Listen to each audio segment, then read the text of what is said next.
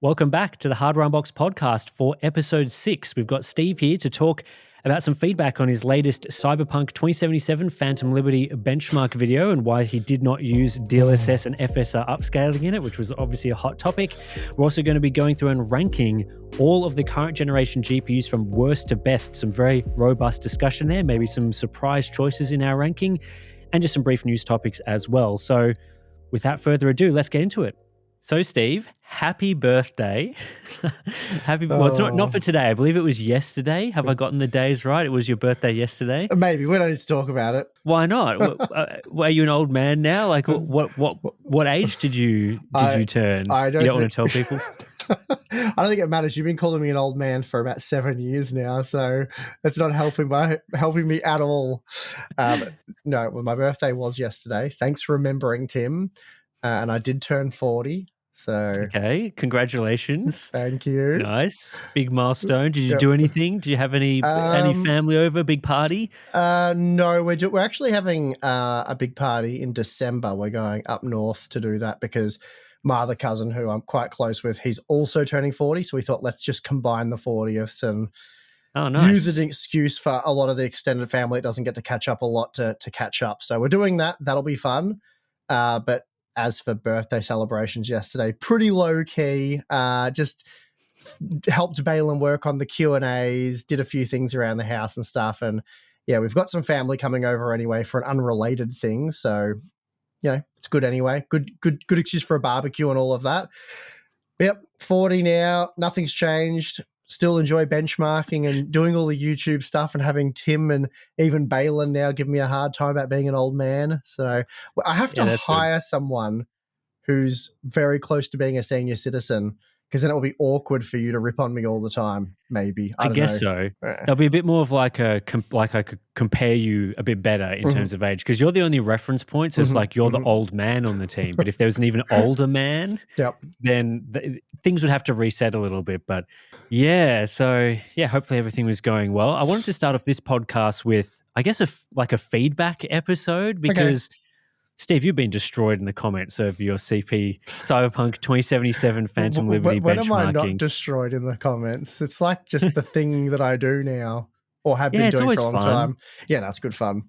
I love it. I mean, destroying is probably harsh, maybe. It's not a full destruction of you, but there were some people that were annoyed about the way that you tested the game, which I think it's probably worth talking about in the podcast. So I guess the main criticism was that you tested native resolution for all of the testing that was done. So you tested 4K, 1440p, 1080p native resolution across multiple different quality settings, including ray tracing, ultra rasterization, medium, things like that. And so the discussion was, from some people, maybe a bit more on Reddit than in the comments, but that, Steve, you should have used DLSS. What's going on? People play with DLSS on, and you didn't test that way. So explain yourself. Put me in the hot seat, Tim. Well, to be fair, I do understand that criticism fully, really. And I did ask you when I was entering the benchmarking, having, you've played Cyberpunk a lot more than me. It's the type of game you enjoy. You're planning on sinking quite a bit of time into it, and you've done extensive testing at that point already for your optimization guide. So I said to you, I'm thinking of testing ultra ray tracing, ultra, and then probably drop down to medium, since high is pretty close to ultra and it sits somewhere between medium and ultra anyway. And then so I'm like, that's 3 presets at 3, and there'll be 3 resolutions with just a disgusting amount of GPUs tested. Do you think I need to enable DLSS for any of these presets? And I was on the fence. I was like, I can make arguments for or against. And obviously, if we're advertising it, though, to be 4K results, you kind of want it to be 4K results. But then I also get the argument that most people gaming at 4K that have, say, an RTX GPU would enable at least DLSS quality, which I totally agree with. So it was tough which way to go there. And obviously, it'd be great to do all the testing again with FSR and DLSS and all that sort of stuff. But it's like, guys, I either test just a handful of GPUs and do a ridiculous amount of different quality setting testing, or I test a heap of GPUs, which is what we've traditionally done, and that somewhat limits the scope. I mean, in the beginning, we were only testing one preset because there was just so many GPUs, but now we throw so much more time and energy into the content, and we can sort of justify that given that we get our return on investment. So I slave away benchmarking nothing but GPUs for 18 hours a day for sometimes 4, 5, 6 days in a row. So yeah, I asked you, and it was kind of all hinged on your decision there, really, because I could go either way. I wasn't really sure what the best way to approach it was. I know traditionally we've liked apples to apples testing. And yeah, I asked you, and you said I would test without DLSS and FSR because that's apples to apples. It gives you the most accurate comparative data, and for whatever other reasons you came up with at the time. But that was essentially, I think, the main ones. Yeah, I guess I've burnt myself a little bit there, but I think no, because I still stand by that opinion. I think, yeah, obviously the scope of the testing is very important. But I guess I was under the impression that most people were aware of how DLSS and FSR impacted games in general, so including Cyberpunk, but also other titles. So the most important data that you'd want is how does the game scale across presets? So if we're going to be testing a certain number of configurations, you'd want to prefer presets over testing, say, ultra and then ultra with upscaling, because you can already look at previous content to sort of see what sort of uplifts you get across games. It's pretty similar. So I was sort of under the assumption that people would be applying our previous videos to your Cyberpunk video and sort of going, oh, okay, well, at 4K, I'm only going to be getting about 30 FPS, but then I can expect maybe 50% more performance via DLSS. Alternatively, you would just look at, say, the 1440p data instead, and then go, okay, well, that's probably more in line with what I would be seeing under the configuration that I'm running, which is 4K, maybe DLSS performance or balanced or something like that. So I guess I was under that assumption, but I totally get, as you say, I totally get the opinion of people who sort of say, well, I'm using this game benchmark as sort of a way to see the exact FPS I can expect in the game, which is kind of different to, a GPU benchmark where it's more about the margins between products. You want to know the percentage differences. With like a Cyberpunk benchmark, it's more like, am I getting the acceptable level of performance that I want? And so by not putting upscaling benchmarks in there, you're sort of making it a bit more difficult for people. So yeah, I think it's from that perspective, it's kind of hard to make a call either way. Like, would we have preferred to omit, say, the medium testing and tested with DLSS instead, or is the medium data more important for people? Like, that's the problem. I'm not sure. And I mean, obviously these little comments that we see that are short and simple, they're very black and white. The people making the comments either don't understand the complexity of the subject they're discussing, or they just want it their way or the highway. It's such an intricate thing. Like, if, say, for example, we decide that we're going to test with DLSS and FSR, and again, we can't, there's a limit to the amount of testing we can do. Again, as I've said, it's either test maybe 12 GPUs max with a lot of different configurations, or test, I don't know how many I tested, 30 GPUs with more limited. And we're sort of filling that gap in content where we're testing as much as humanly possible with as many different configurations as humanly possible in the time allotted. And then there's others that'll go out there and they'll test fewer GPUs with more configurations. And the idea is to give you, like, it's kind of useless if everyone tests the same GPUs and the same configurations and gives you similar data. Like, I hate it when people are really upset that you didn't do this thing, and then in their head they come up with some crazy conspiracy theory as to why you did that, like the AMD biased. And it's funny because one of the main reasons we don't do FSR versus DLSS testing is because we believe it's unfair on Nvidia.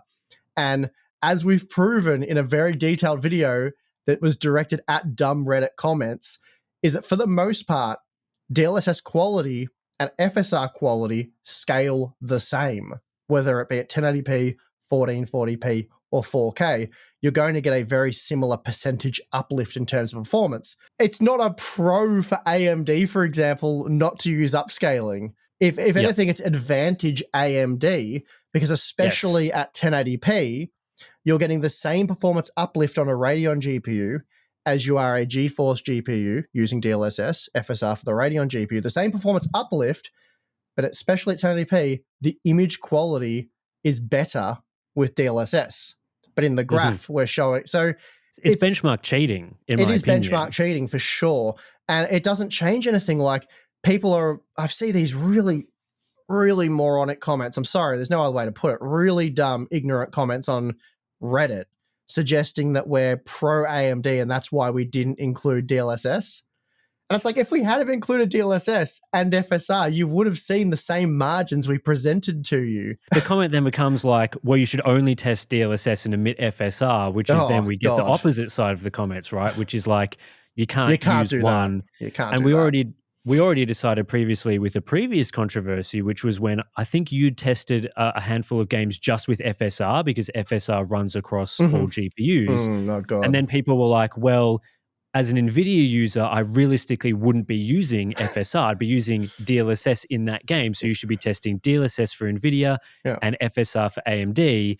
And so there was that whole hoo-ha, and we ended up settling on native resolution testing as sort of the solution there, which I guess for this video is sort of, it's almost gone the other way. Like people wanted to go back to the way you were testing previously. But I mean, I agree that if you tested DLSS and FSR in the same chart, you are allowing AMD to cheat at some resolutions, especially 1080p and 1440p. And that creates a whole can of worms because as soon as you move away from apples to apples testing, you're sort of allowing this subjective quality of the frame doesn't matter anymore, then that opens even further manipulations from companies in the future.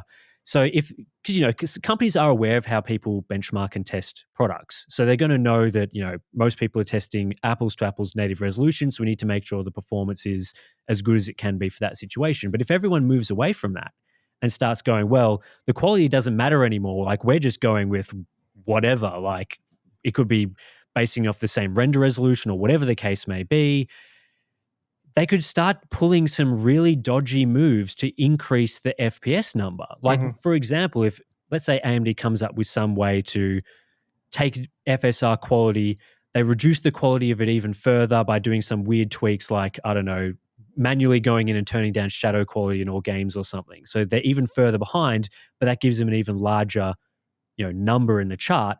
Then they're becoming inflated compared to the competition, and no one's assessing the quality of the frame anymore. Like no one cares.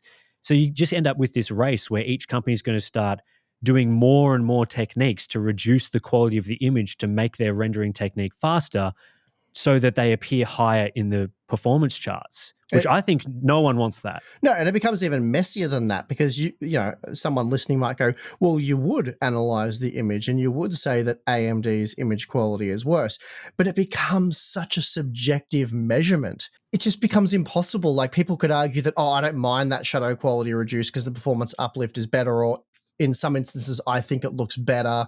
And that's what, you've even said with, you came out, you made a very detailed video that I know you sunk a stupid amount of time into, and your general conclusion was that DLSS looks better than FSR.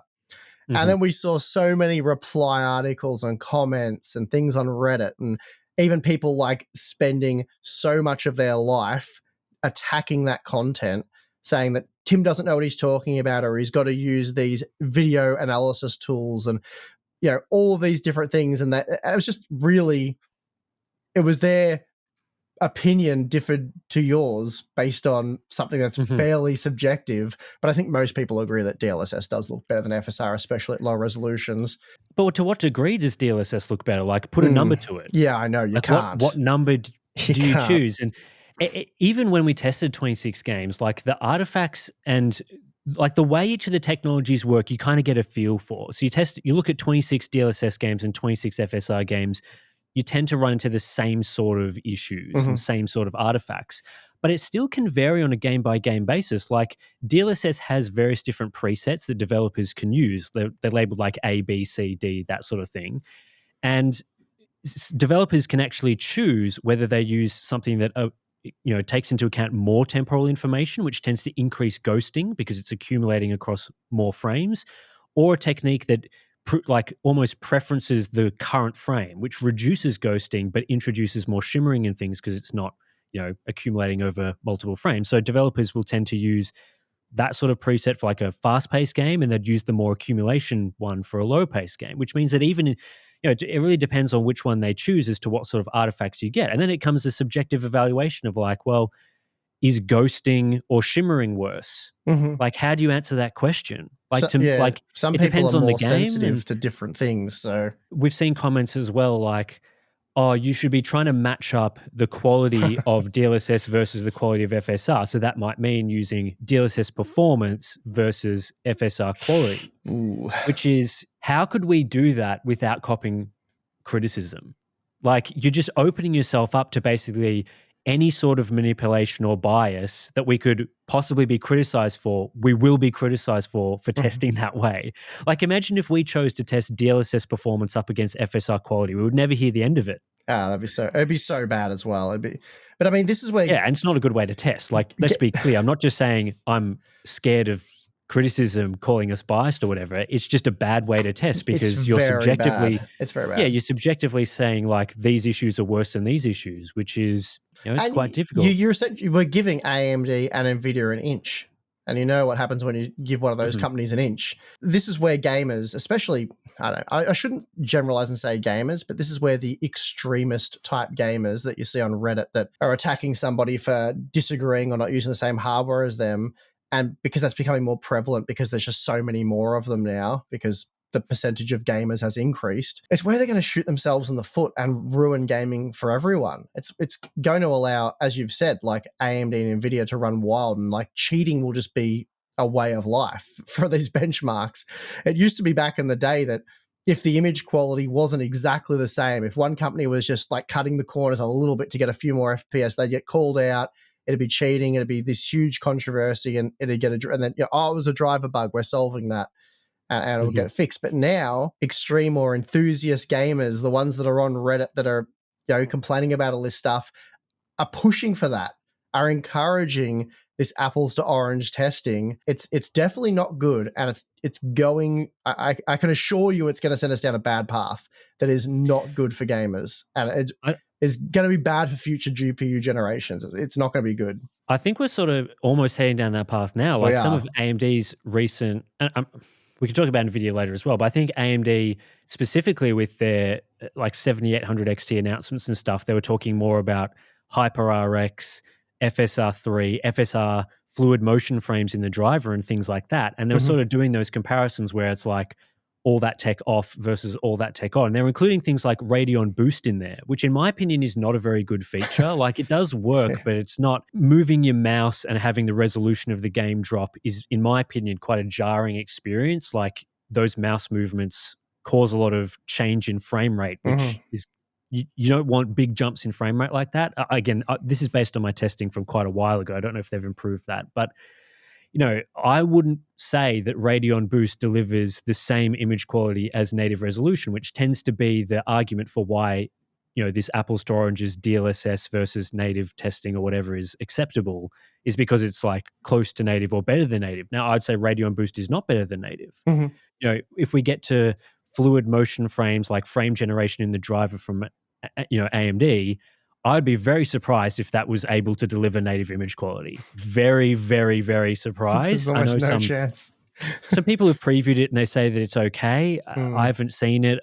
Again, like, I'm not holding my breath for that. But then if you're allowing AMD to go, well, we can just enable Radeon Boost and fluid motion frames in the driver for all of our GPU testing moving forward, then suddenly you get these like first-party performance charts that are just pointless, because you're comparing one generation to another with all these weird features enabled. And then obviously NVIDIA could do similar things. Like, they could just go, okay, well, now we're putting our frame generation tech in the driver, and we're going to start comparing the same way. And eventually you get to the point where all performance testing and comparisons are just totally meaningless. Like, the charts just are pointless. Like, there's no point looking at them. Yep. And again, that reminds me on Reddit, I saw some comments where people were like, if Steve is sensitive to latency and, isn't a big fan of frame generation because of that, then just enable reflex. It's like, you can enable reflex without enabling frame generation. Like, they're kind of drinking the Kool-Aid straight from NVIDIA, where NVIDIA do exactly that. Like, they enable all these technologies and say, look, latency improves with frame generation because we're able to enable reflex. Those two technologies don't have to go together. You can run reflex without it. So it's the point's null and void. Like, it's still worse. Mhm. But yeah, we're going to see more of that as well, where they're doing exactly what you said. So Makes it a challenge for testing. I mean, it's more difficult than ever for this, and I feel like you can make a case for all these different ways of testing. I feel like we've hopefully in this podcast at least made a fairly strong case for why we test with native resolution primarily, as opposed to doing it the other way. mhm. But it's only going to get harder from here. I think if I had my time again, I would I'd try and add a fourth configuration, which would be an enormous undertaking. It would take me a bit more time. It would have delayed the content, but I would have liked probably to add a DLSS quality, an FSR quality, ultra ray tracing set of results as well. I feel like if you're going Mhm. to do that, you have to have the native as well. So at least you've got the native apples to apples results, and then you can be like, well, you're probably going to use DLSS quality or FSR quality depending on the GPU you're using. So here are those results. Mhm. That'd be a perfect, in a perfect world, I would have liked to have done that. We definitely prioritize the native sort of apples to apples test that we've talked about. But yeah, it's like there's only so much time and energy we have to throw at this content. And so we Mhm. do what we think is best. Again, most people I think that watch the video appreciated the testing and enjoyed the way we went about it. And really, we know you can't please everyone. So no matter how much data we include, no matter how much testing we do, there's always going to be someone who's upset because that's how it goes. I saw people also accusing us of not including path tracing because we're pro AMD and AMD can't do that, and that's why that wasn't in the video. It's like we didn't include path tracing because like two GPUs can kind of do it. The game even says it's a tech demo and isn't really meant to be played that well or that way rather. Yeah, and I mean, let's be honest, the ray tracing results that you showed in the video as is kind of showed NVIDIA Well, dominating that anyway. So it's a pretty funny. Look. I honestly saw quite an alarming amount of people making that claim that we didn't include path tracing because AMD gets wrecked, and I'm like, do you not see the Ultra RT results, champ? Like they got annihilated. I even said in the video, I'm like, AMD gets wrecked here. Like I don't know what more yeah. they want me to do. Yeah, I mean, I path tracing, it's kind of at the point where, does the performance even matter? Like, Mm. obviously, it matters if you can't run it, right? Mm-hmm, Like, mm-hmm, you want to know what the threshold is between being able to run and not being able to run it. But you're not playing path tracing for high levels of performance right now. Like, you're mm. clearly sacrificing performance to turn on that feature. And so, people are going, they're playing it with super resolution, frame generation, all that stuff enabled. Fair enough if that's the way you want to play, but to me, it's not like a But you know. even with those technologies enabled, how many GPUs can reach 60 FPS? So I think, yeah, I think it's what like the 4090 can do it. Definitely. Definitely the 4080 probably. Once you get down to like the 4070, I think it runs natively at like even at 1440p at like 1520 FPS. So I mean, I did use it for the optimization guide, and while I didn't show the raw FPS in the chart because they're all percentage difference charts, Mm-hmm. I think it was getting about 60 FPS, just over 60 FPS using ultra settings rasterized Mm-hmm. at 1440p, Mm-hmm. and then it was one quarter of the performance with path tracing. Mm-hmm. So yeah, like realistically, it's like 30 FPS plus frame generation sort of stuff. Yeah, so those comments are a bit silly, I think. Like you're talking about two, maybe three, but realistically, probably two GeForce GPUs that can do it at Hmm. a satisfactory level if you're okay with pretty low frame rate input. It does not need to be included. The idea of the content is to show you how the various GPUs compare relative to one another. So the frame rate, it almost doesn't need to be displayed in a frame rate, which I guess is kind of one of the problems and why people don't understand this content, or some people, probably a minority, don't understand the content. It's really if you have a GPU that's either a GTX 1080 Ti, which was included, or you know how your GPU compares to a 1080 Ti. If you have like an RTX 2060 or something like that, you can go, okay, I've got the game. I really want to play it. I'm getting bugger all FPS. I want to improve it. So here's roughly where my GPU fits in, and I want to get to here. So what do I need? Oh, I need a 4070. Okay, I'll get that. It's not really about a frame rate so much, if you know what I mean. I know that is a frame rate performance tier, but if you know where you are, say you're getting 30 FPS with your RTX 2060 and you want to double that, well then you just go to the GPU that's twice as fast, and there you go. You know, because you might be tweaking your settings as well and all that sort of stuff. So it just lets you know where things are relative to one another. I think that's the main takeaway from that content. All right, I've got another interesting idea for this week's podcast that I thought, not a huge week of news or anything. So I thought we've got all of the GPUs that we're pretty much expecting to be released this generation currently out on the market. Maybe we'll see a 4050 in the future, but the majority of the GPUs are out. So I figured we should go through and rank these GPUs from worst to best. Okay. Because why not? Let's do it on some vibes and things like that. So there's 13 current generation GPUs. I'm not including Intel in here because while they technically are it's their current generation, it's not current. It's kind of they're kind of more matching up with previous generation parts, and we would expect a future generation soon. I've also included the RX 7900 GRE in here, which isn't a full release, so to speak, but is sort of available. So obviously the rest of the cards you'll be familiar with. So yeah, from worst to best. Now, did you want to start or did you want me to start by first picking the worst GPU? So we're going worst to best, you said? Yes. Okay. Like what are the rules? Is it like based on the launch like MSRP pricing, or is it based on like current market pricing? I think both of those will probably have to be factored in. Like if it launches at a bad price and then improves, that's better than launching at a bad price and not improving. Okay. So I guess debate that as we go through as to whether those things are good for the ranking of that particular part. And it's not, we're not focusing sort of a bias towards cost per frame or anything like that. It's just what the product enables, its overall performance, feature, all that. Okay. Things you would say in the review at the end, like this is a terrible product or this is a good product, right? Oh, this is going to be a spicy section, I suspect. The worst GPU. Kick it off, Steve. The worst. I mean, it's got to be the 4060 Ti 16 gigabyte. It has dropped to 450 though, but realistically, that GPU should have started no higher than 400 and probably been more like 350. So I think it still retains. I think that would be the worst. Would be the 16, despite the fact that I really like this, that it has 16 gigabytes, and I really wanted it. I didn't want it at the $500 US MSRP, and I still don't really want it at 450 either.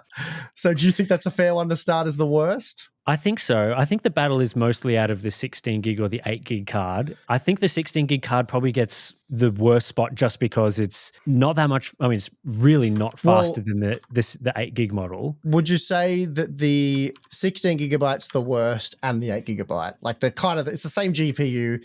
They were both well overpriced. So to make things simple, like what was worse than the 4060 Ti? Yeah, I mean, I don't think there's a card on the market that is worse than either of those products. And I think the 16 gig card gets the slight edge there because, the 8 gig card is bad, but it wasn't bad just because it had 8 gigabytes of memory. No. It also was not impressive in its performance. That's $400. And it lost to the 3060 Ti in a lot of games. Or not, not a lot, but more than you'd like over a sample of like 30 games. It was like probably 5 instances where it was slower. By a small margin, depending on, I think maybe it was a fair bit slower in Doom. Anyway, it sucked. So I think we can safely lock in those two configurations for the RTX 4060 Ti as the worst. So what would you go next? That's a tough one, I reckon. Yeah, it's pretty tough. I mean, I think a candidate that I would highlight would be the GeForce RTX 4080 as a potential product because it is a high performance GPU, but it's way too expensive. Like it should not be $1,200. It's currently $1,100. That is also an egregious price.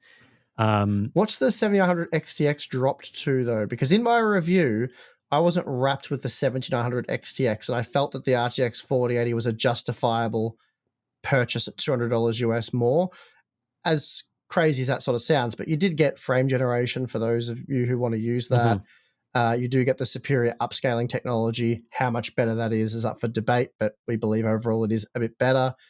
Certainly better as the resolution comes down. Yeah, that's a fair point because the 7900 XTX I think is still $950 or thereabouts. So currently, it's only so the gap's actually gotten smaller since my review. Yes, percentage could be about the same, but it's only $150 more for the 7900 XTX. It's a good GPU, but honestly, if I was tossing up between a 7900 XTX and an RTX 4080, and the RTX 4080 was $150 US more, I don't know. I'd be probably leaning towards the GeForce GPU on that comparison. Yeah, I think you have a fair point. I think I was coming from it more from a perspective of this generation versus last generation. It's a very unimpressive product, and its cost per frame and relative performance compared to something like a 4090 it scales pretty similarly. Okay. So ideally, I'd like to see a 4080 being priced more like $900. Mm-hmm.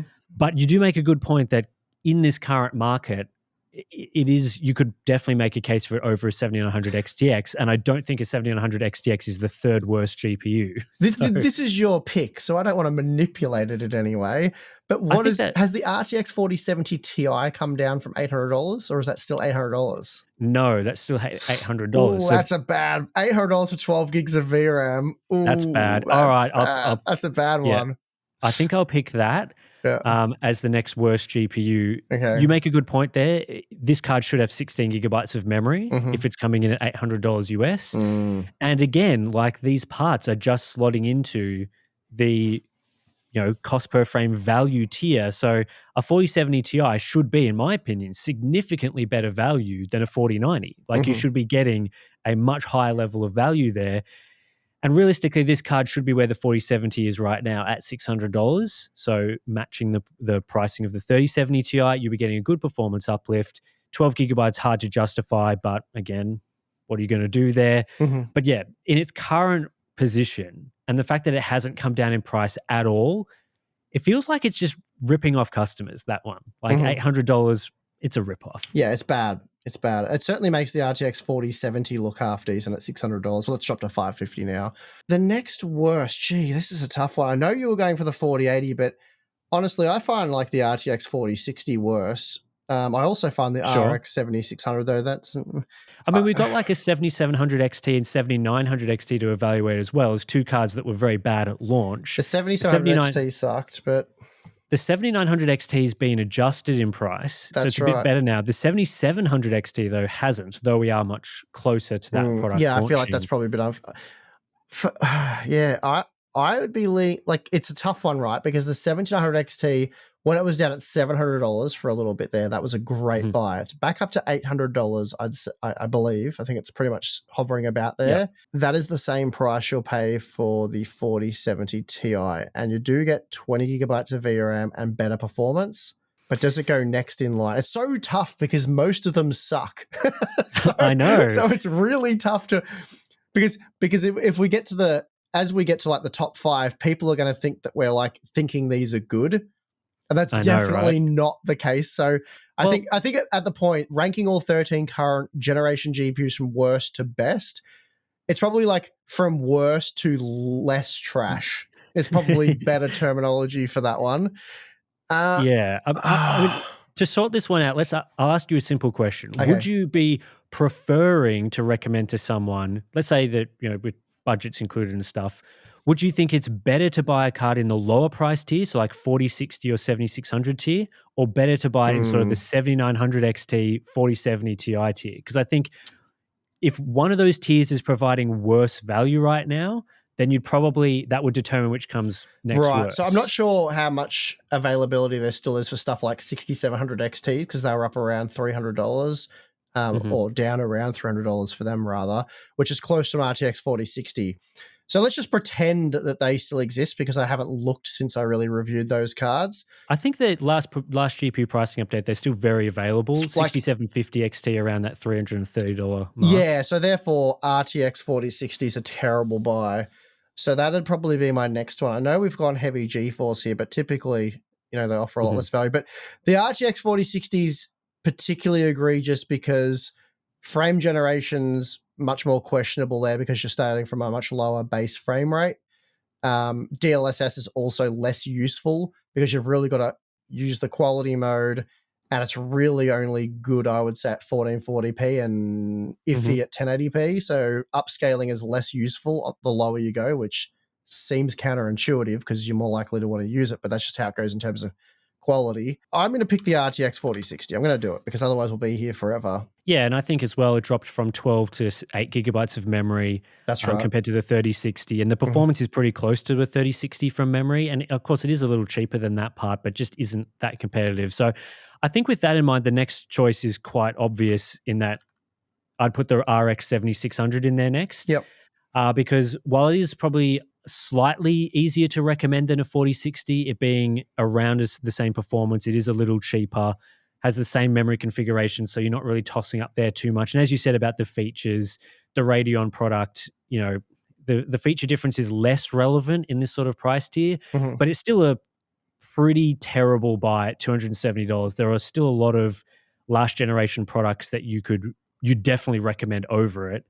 And yeah, just so far hasn't made the case. I think we'd be ranking this maybe higher if it launched without all that stock available. Like if you couldn't just buy a 6600 XT for like $230. But the fact that we're still months later and you can still purchase those cards easily, it really hasn't dropped to the $250 or less price that you flagged in your review either. Like it's still pretty much a $270 GPU, aside from like a few discounts every once in a while.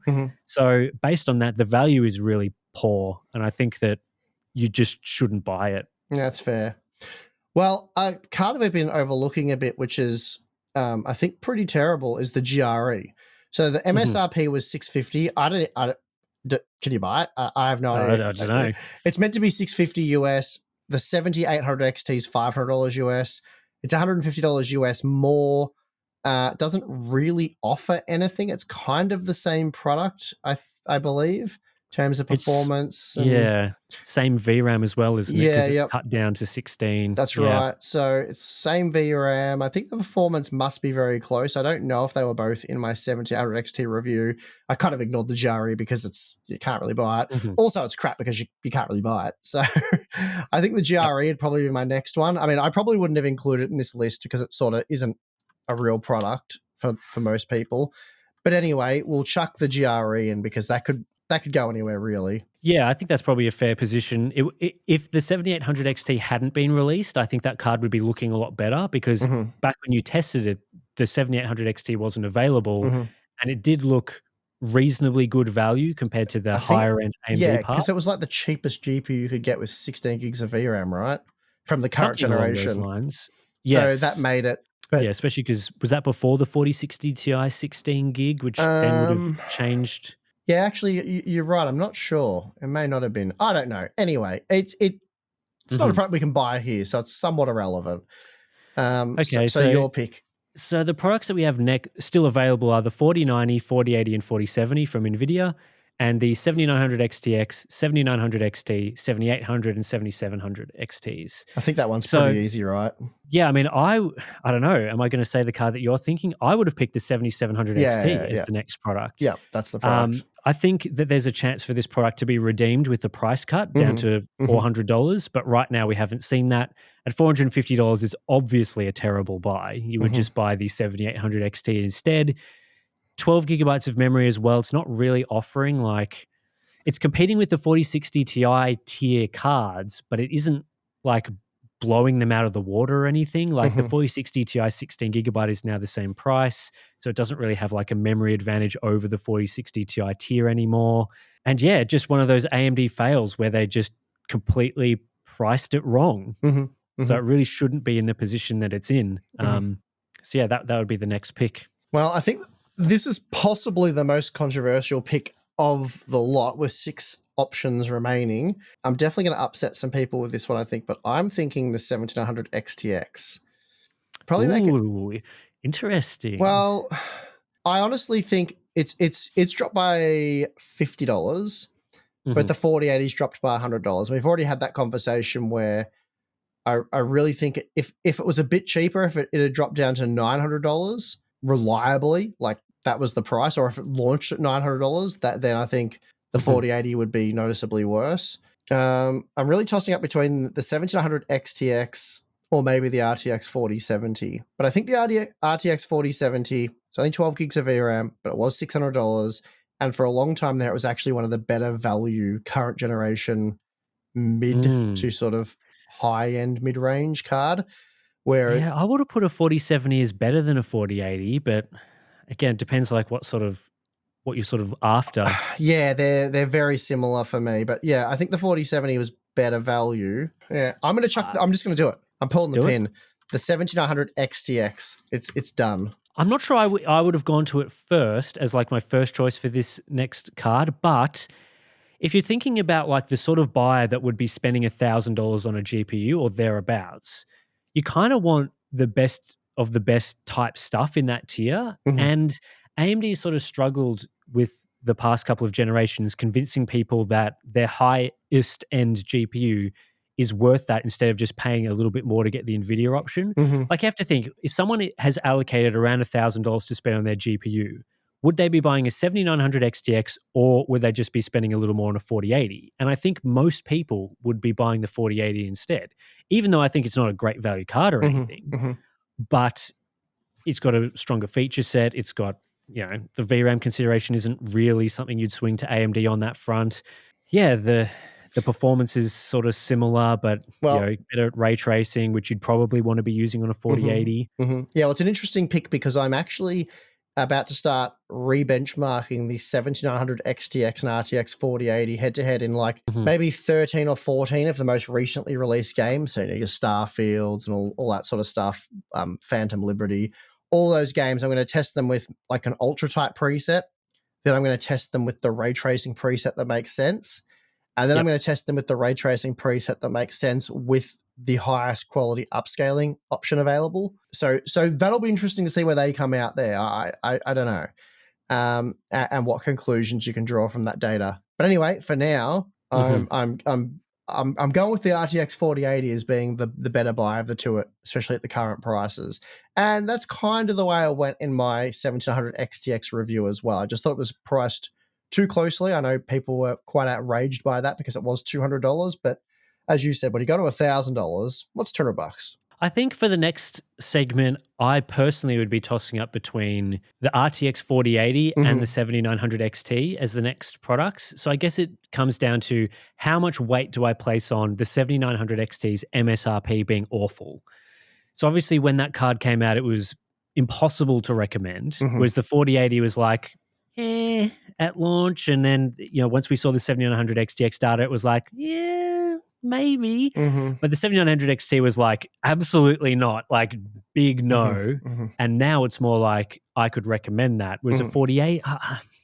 Well, it's $300 US cheaper at current prices. Mhm. It's at least $300 US cheaper if you're comparing the cheapest of the two, which is quite, Yes, $300 you're getting up there now. the 4080 is faster, so Yeah, they're very similar for Rasta though, and they do trade blows. true. If you enable ray tracing, yeah, the 4080 obviously gets the nod there. I I mean, think I would be. I like the 1700. I mean, the problem with the 1700 XT is I like it a lot because it got down to like 700 or even 750. that's true. And I've got it in my head that I really like that, but now it's popped back up to 800, and it's like, Yeah, I think if we're looking at all of the factors since launch, we have to sort of include, the MSRP was bad, but the highest discounted price it's was very good, and really now it's good. sort of a little bit not as good. I Hmm. think my first instinct here would have been to put the 4080 Hmm. into the next spot. I think that's Yeah, what I would go I with. think that's fair. Originally, I was thinking putting this way down in like the third worst card, but you've convinced me that there's some merit to the RTX 4080, Good. especially compared to the current lineup. Yep. And yeah, I think that if you were a buyer that couldn't afford the 4090, so you definitely did not have $1,600 US to spend, but you were still a high end buyer with around $1,000, that you would buy the 4080 is sort of, I guess, where I would land on that one. Hmm. So you're next up. We got down to 4 GPUs remaining, Hmm. 2 from each of the brands. So for me, it's either the 7900 XT goes next or the RTX 4070. I think that's fair. Yep. So the RTX 4070 is currently $600. It's $200 more for the 1700 XT, which it is quite a bit faster. You'll find ray tracing scenarios where it's slower. Well, the 4070's come down to 550. Oh, that's true. It has come down to So it's 550. You yeah. get 8 gigs more VRAM on the Radeon GPU, but Mhm. 12 gigabytes probably mostly going to get you by for the next few years. Whew. It's a tough one. It's a tough one. I think with the current price cut, the 4070 nudges ahead for me. That seem fair to you? I So think so. I think I'm gonna dump the 1700 XT. I'll just put in the 4070 next in the chart because that's what I would be picking. Yeah, well, I agree with that. So now it's like I get the last pick. And I think that, look, this is a tough I mean, we one. can debate this, right? You can debate this, right? So the 7800 XT is $500. That's the MSRP. And the RTX 4090 is what? $1,600 MSRP. Yes. They're pretty much. So they're not really the same category. They're not the same category. You could buy 3 7800 XTs, give 2 of them to friends, and still have $100 left over for a nice meal. And that's how I would go about life, to be perfectly honest. I'm more of a good quality, mid-range owner. I can play and enjoy the games that I want to. And I've probably got 2 friends or family members that deserve a graphics card, and I'd happily give that to them. So I would go 3 7800 XTs for the price of an RTX 4090 and a nice lunch. But the argument for the RTX 4090s are numerous. Obviously, flagship card, very impressive, brutally fast, enable a gaming experience that no other GPU currently can, whether that be high refresh rate gaming, maximum performance stuff, or really impressive visual qualities, getting to check out tech demos like path tracing, or use stuff like, ultra ray tracing and still get very playable frame rates, even without the need of DLSS at respectable resolutions. So it does it all, as you'd expect from a $1,600 GPU. It's definitely the ultimate in that sense, but it's also absurd, and I feel bad for praising a GPU and calling it the best of the generation when it costs $1,600 US and really shouldn't cost that much. It's tough because I feel like the 7800 XT as well, when it at launch MSRPs compared to the 4070, was clearly a very compelling buy. But Nvidia's price cut for the 4070 did narrow that gap a bit. And I think while I probably would still buy the 7800 XT, you could make a case for spending the little bit more to buy 4070. It's now just $50 more. You do get less VRAM, and the performance is roughly the same with the Radeon card, a little bit faster, but it's got NVIDIA's feature set. So I agree. I think we have to give it to the RTX 4090 for the fact that I appreciate NVIDIA pushing the envelope, even though it's important for them to keep the performance crowns. They were going to do it anyway. It's not really a favor to gamers, but I appreciate what the RTX 4090 can do. It's very impressive. Obviously, I love using one. I'm not saying I would buy it, but I've got one and I love using it. How many do you have? That's irrelevant. We're giving it to the 4090. So to recap, are we going to recap worst to best? Yeah, yep. Let's recap worst to best. All right, so to recap, we've got the RTX 4060 Ti 16GB as the worst, which is almost equally tied with its 8GB variant. They're the worst ones. Then we've got in third worst spot, we've got the RTX 4070 Ti. Then we've got the RTX 4060, which I'm pretty happy with seeing that there. Then the worst Radeon GPU from this generation, we're going with the RX 7600, which I think's a pretty fair call there. Then we got the 1700 GRE, which is just like, whatever. 7700 XT, possibly unfairly ranked because it hasn't had a chance to be discounted, but so far we've seen nothing happen there, so it's getting a sort of a mid-tier ranking for us. Then we've got the 1700 XTX, the RTX 4080, the 1700 XT, RTX 4070, 1700 XT, and then the RTX 4090. So I'm pretty comfortable with that list overall, I think. I don't think there's anything that's massively out of order there. No, I agree. And I think, if anything, we'll probably be hearing comments about the 7900 XTX from AMD fans thinking that that card should be potentially placed above the 7900 XT or higher. I think as well there'll be some some discussion about GeForce having the 4 worst products on the market. But I think generally we've said consistently that this GeForce generation is better the higher you go, and the Radeon generation is probably slightly more optimized just towards sort of the middle of the range. So I guess it makes sense that once you've got a product like a 7800 XT, that the 4060 Ti instantly becomes like a shocking, terrible buy compared to that. So yeah, I would probably put the threshold as sort of like earlier you were saying, this isn't so much a ranking of worst to best, but worst to least bad. I think to me, it's only the top 2 to 3, maybe 4 products that I would count as being good.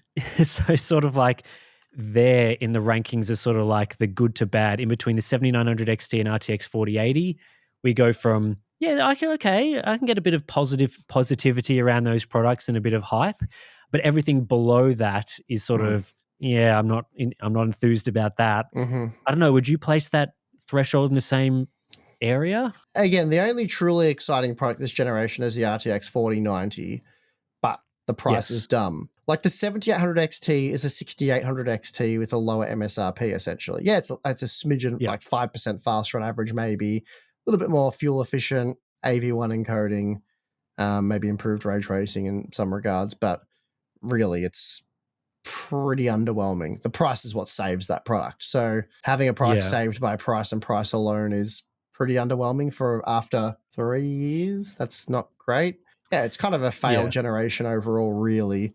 It's Yeah. I think there's at least 6 to 7 products that have just never really been worth buying, mhm, either at their launch MSRP, current price, things like that, which is, yeah, certainly much more disappointing than we would normally expect. But mhm, at least, there are rumors that the next generation of graphics cards isn't too far away now, which kind of sounds silly because it seems like this launch has dragged on for a long time. We've only just sort of finished it, but it does sound like we will be getting new GPUs in 2024, probably from Intel, probably from AMD. Not sure whether Nvidia will make the cut there. So, yeah, it'll be interesting to see the response to that, but that's probably for another topic. But yeah, I think those GPU rankings, I'm pretty comfortable with. yep, that's a bit of fun.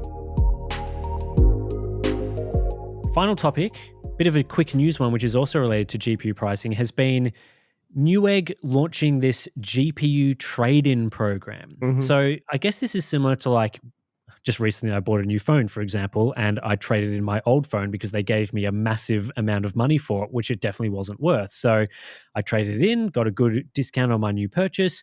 I was happy. But this program doesn't really seem like that because so the idea here is that with the Newegg GPU trading program, you exchange your old GPU, you get a bit of credit that you can, use at Newegg towards your new GPU. However, the issue is that the value that they've assigned to these GPUs is really bad. mhm, So Tom's Hardware's got a great breakdown of some of the values and prices that they're offering. So it's products like an RTX 3090. They're saying that their trade-in value for that product is $457. mhm, You can get for a 3070 about $209, RX 6800, $293. These are just some examples. mhm, At mhm, an RX 6600, you're looking at $94 of trade-in value. The downside, though, is you're universally better off selling your GPU on eBay. So, like a 3090, they're offering, as I said, $457 on eBay, according to this Tom's Hardware article. In September, you can get $717 for it. mhm. So on eBay, you can get nearly 60% more than the Newegg trade-in program. I wonder how much insight they've got into people who upgrade their GPUs, just keep them on the shelf or give them to a Yeah, friend or something. And they're like, well, we could incentivize people not to put their GPUs on the shelf as like an ornament or some sort of sentimental value. And we could give them money for them. And then we can make more money off reselling them or doing whatever they plan on doing with them. Uh, I guess that's the plan, or maybe to give them the sort of, I don't know if the doubt's the right word, but they're yeah, because I guess if you have a situation where you were not going to bother selling on eBay because you couldn't be bothered, or you were just going to, because a lot of people do this. I have friends that buy a new computer and they just chuck the parts aside or whatever, even if they are worth a bit of money because they just can't be bothered selling them, or it's a they bit don't. of a hassle. I can see how it could be useful there. Obviously, if you care about money and getting the most return on your initial investment, then you would take to eBay. It's kind of a similar thing to, I suppose, you would not to necessarily the same margins, of course, but if you were to trade in your car, for example, at the dealership on a new car, obviously they move the numbers around, so it's unclear exactly how rolled you are getting. Whereas it's much more transparent with this Newegg partner program thing, or I'm sorry, GPU trade-in program. But if you trade in your car at a dealership to buy a new car, good chance you're getting absolutely rolled and would have come out much further financially ahead if you had have sold the car privately. Yeah. So there's obviously a bit of that going on here, or a lot of that. Yeah. So I But think it's like the toss-up, right, between the convenience of just letting Newegg deal with all of that. You just yeah, send it to them and you don't have to bother with, especially mhm, if you're like eBay, yeah, you can sort of sell it. It kind of deals with itself and you can just ship it off to someone. and then of course you slug a whole bunch of fees. But there's other alternatives as well, like various marketplaces and in-person interactions where you actually have to have someone come to your house to pick up the product, and that can become a huge and you got to be really careful nightmare. selling on eBay as well. You got to make sure that it's got to be signed for and stuff like that. I've had friends who have sold products before and they've sent them, and then the people have said it never turned up or whatever, even though there was evidence that it had. But there's different ways you got to go about doing that. But I suppose there are facilities to provide for those sort of situations, but you've got to be aware of it. And it can just be, someone can and go, oh, there's a lot of pitfalls and I can't be bothered with all of that. Yeah, I don't know if this is something that necessarily needs to be viewed in a negative light. Obviously, there are people who will be taken advantage of by this program, which isn't great. We don't like to see that. But at the same time, it's like you can... How many Google searches do you need to do to find out what your thing's worth and how much you can sell it for?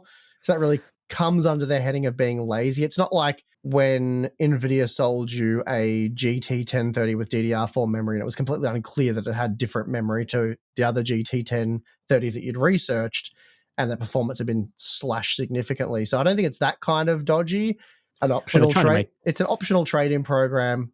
It should be quite clear that Newegg aren't there doing you a little favor and being like, oh, we'll help you out here. We'll take that off your hands and we'll probably be able to break even on that transaction. Like, it's pretty clear if any company tries to upsell you or offer you some sort of additional service, I think that it's safe to assume that they're making a tidy profit on that. It's like, again, when you go buy a new car and they take you to the customer care section or whatever it is, and they want to charge you for this and that and this protective product and that thing, and you can usually just skip all of that. Yeah, I'd like to see the margins a little bit narrower between the value that you can get on eBay and the value that Newegg's offering. But as you say, they're a business, right? Like, they're not going to just give you the eBay price because they have to receive the card, evaluate it to make sure it works. That's right. Like, repackage it, relist it, sell it again, and all that time, that takes employee resources, which is obviously why you're not getting the full value that you would get on eBay, where you're doing that all yourself. Because effectively, as you sell on eBay, the labor involved is free. You're doing that, whereas you're now having to effectively pay Newegg to do it for you. Yeah, GPU pricing can be volatile as well. So, they know that these GPUs at the drop of a hat can drop in value quite significantly, 10%, 20%, 30%, even up to like 50%, depending on what part of the product cycle you're in.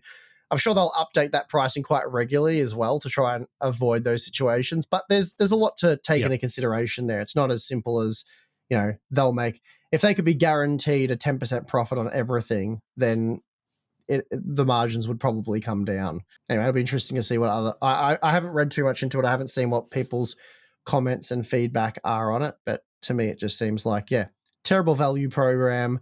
You're better off just selling it yourself. But if you were just going to chuck it on the shelf or essentially do nothing with it, then it's a quick and easy, hassle-free way of getting some money back on it. Yep, I agree. All right, let's take a break and we'll talk about, again, our boring lives. All right, Steve, we're back. And our lives have been just as boring as always. Well, that's probably true, actually. Mine's been... depending on what your definition of boring is, it's been a little more exciting. I like to play with the power tools and all that sort of stuff. Oh, yeah. Okay. So I ordered a boatload of cypress pine, like sleepers, like 200 mil by 50 mil.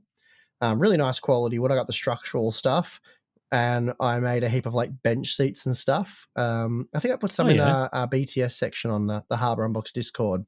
So shared that with some of the members, but they come really nice. I made 7 of those. My wife ordered them, so I had fun making those. I ordered 40 ton of 20 mil gravel, and I used my mini skid steer to move that around and do a lot of landscaping with that. So that was many hours of work to move all of that. I've done a little bit of electrical work. What else have I done? I've done a lot of like odd jobs and things. I mowed the lawns today. That's always fun. Oh yeah, nice. Well, the weather's been really good, so good to get out and do that. Very good. I've sort of I just pause, get changed for the podcast, and I'll get back in the work gear after we're done here, and I've got to clean the driveway and do a few other things. But really good weather. I love getting outside and doing that. It's a great change of pace from just benchmarking all day.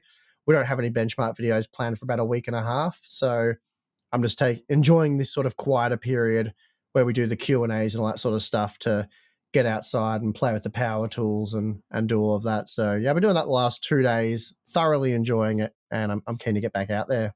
Well, I am going to recommend people a podcast that I was listening to that kept me sane during the Cyberpunk 2077 Phantom Liberty optimization guide. So those guides, some of that work is fairly tedious. Like you're just sitting there capturing some footage, changing the setting, capturing the footage, changing the setting, going through, making sure that things have actually changed as they're supposed to. And this takes hours upon hours to get each of the individual quality settings. And that's before you even benchmark it. So I need some entertainment to keep me enthused. It's not visual. So usually if I'm like just benchmarking a monitor or something, I'll watch YouTube videos or TV shows or something. But when you're sort of doing like quality analysis, I don't really have the opportunity to look at a TV show. And often you're not really possible to just listen to some. So a podcast I want to recommend, which is Tom Scott's Lateral Podcast. So Tom Scott's another YouTuber who does like, I'm sure most people know the red shirt guy. He does like those short sort of like, this is a cool location or a cool topic or cool thing to look at on YouTube. And he's sort of like a sort of science educator type guy. I really enjoy his YouTube videos. I find them very interesting when he's going around and doing all those sorts of things. But his podcast is sort of almost like a lateral thinking quiz show. So on the podcast, he has like a couple of guests, usually 3 guests who are other YouTubers who might be other science educators or people like that. And yeah, throughout the show, they're sort of asked these sort of weird, interesting, unique lateral thinking questions, which might be about like a historical topic, but it's phrased in a particularly unusual way where you sort of have to like figure out the puzzle.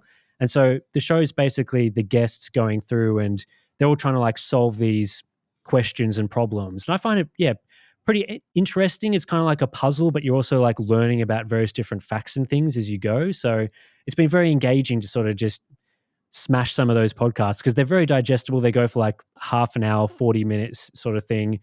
Interesting facts, some guests, a lot of YouTubers I also recognize in there from sort of the engineering and science type channels. And yeah, it's sort of like just cool, fun vibes, facts. I love that sort of thing. So it's a really good podcast and I'd recommend it. So nice. Tom Scott's Lateral Podcast, you'll be able to find that in all your podcast directories. And I think they put up clips or maybe the full show on YouTube as well. Not 100% sure on that. I just listened to the audio version. So yeah, a podcast. Now, podcasts are handy for when you're doing all that sort of work. And, I listen to them benchmarking as well. And I actually find it helps you focus a bit better. You see, your mind doesn't wander off as much as when it would otherwise when you're doing that repetitive process or procedural type testing just over and over and over again. But anyway. Yeah, so that's pretty much it for the Hardware Unboxed podcast for episode 6. Really enjoyed the discussion. I love ranking those GPUs earlier. Hopefully other people enjoyed that discussion as well. We will be back next week as well. So subscribe, put this in your podcast app, do all that great stuff. And yeah, you can become a Hardware Unboxed patron or Float Play member if you really want to support us and our channel. And our Discord community is a great place to chat and give us some feedback on the podcast. And I have been reading a lot of the comments on the videos as well. So appreciate everyone that's been watching so far and giving feedback and yeah, just chatting about it. So yeah, thanks everyone for watching and we'll see you in the next one. See ya.